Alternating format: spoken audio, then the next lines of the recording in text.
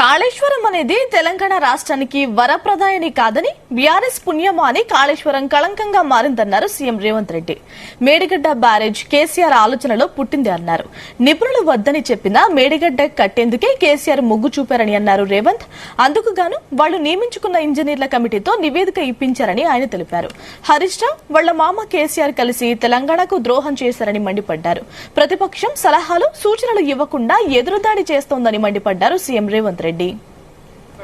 పెట్టి దోసుకోవాలి దాచుకోవాలన్న ఆలోచనతోని తెలంగాణ ఖజానాను కొల్లగొట్టాలన్న ఆలోచనతోటి ఈ రోజు ఇంత దుర్మార్గానికి ఒడిగట్టి ఈ రోజు ఈ రకంగా ఇక్కడికి వచ్చి మా వెంకన్న మాట్లాడితే వెంకన్న మీద దాడి, మా భట్టి గారు మాట్లాడితే వారి మీద దాడి, మంత్రి గారిని అసలు సహించలేకపోతున్నాడు.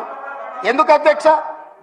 నేను ఒకటే అడుగుతున్నా అధ్యక్ష, ఈ కాళేశ్వరం ప్రాజెక్ట్ అనేది తెలంగాణకు వరప్రదాయని కాదు అధ్యక్ష, వీళ్ళ పుణ్యమా అని కాళేశ్వరం ప్రాజెక్టు తెలంగాణ సమాజానికి ఒక కలంకంగా మారింది అధ్యక్ష. ఇవాళ ఈ కలంకాన్ని నిలువెత్తు ఆధారాలు అక్కడ ఉంటే పక్కున పగిలిపోయి రెండుగా చీలిపోయి నేలకు కుంగిపోయి నిటారుగాడపోయి నిలబడితే సిగ్గుతో తెలంగాణ సమాజం తల వంచుకొని పరిస్థితులు కల్పించిన వాళ్ళు ఇంకా నిస్సిగ్గుగా సభలో నిలబడి మమ్మల్ని ప్రశ్నిస్తారా అధ్యక్ష? 10 సంవత్సరాల దివాలా తీయించి కొల్లగొట్టి ప్రాజెక్టులు పక్కున బలిగిపోతుంటే దాని మీద క్షమాపణ చెప్పకుండా ఇంకా ఎదురుదాడేంది అధ్యక్ష? ఇవాళ మాజీ మంత్రి హరీష్ రావు గారిని నేను నిలదీస్తున్నా. మీరు బాధ్యులు, మీరు ఈ దుర్మార్గాలకు పాల్పడ్డది మీరు.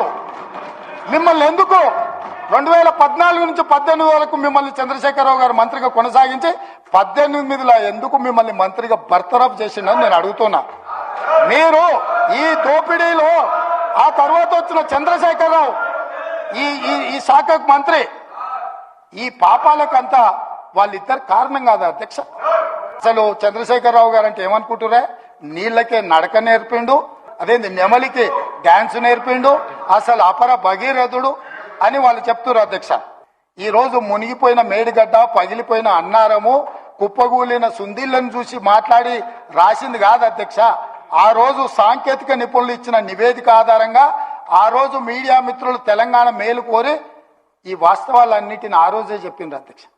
వీటన్నిటిని పెడచెవిన పెట్టి దోసుకోవాలి దాచుకోవాలన్న ఆలోచనతోని తెలంగాణ ఖజానాను కొల్లగొట్టాలన్న ఆలోచనతోటి ఈ రోజు ఇంత దుర్మార్గానికి ఒడిగట్టి ఈ రోజు ఈ రకంగా ఇక్కడికి వచ్చి మా